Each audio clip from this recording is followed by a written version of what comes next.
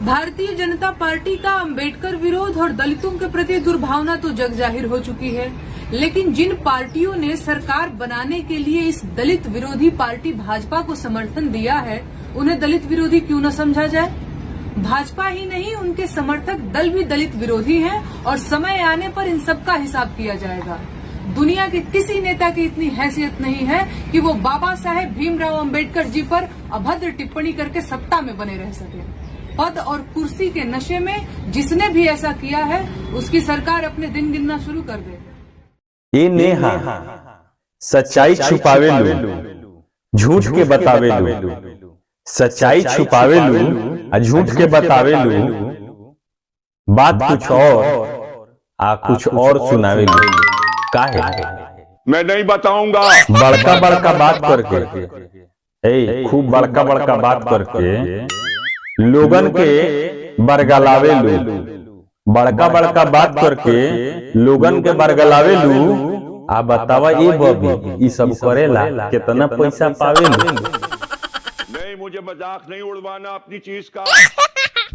दलित दलित कह के अपना नाम के चमकावे लू, दलित दलित कह के अपना नाम के चमकावे लू। आ जब सच में होला दलित के अपमान, तब मुंह कुप्पा नियन काहे फुलावे लू।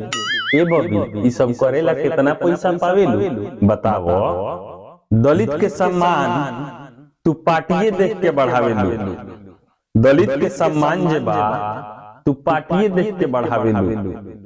आई सब करेला बताओ कितना पैसा पावे लू। दलित से प्रेम बात देखावो, दलित से अगर बात प्रेम तो देखावो, पर महामहिम द्रौपदी मुर्मू जी के मत भुलावो।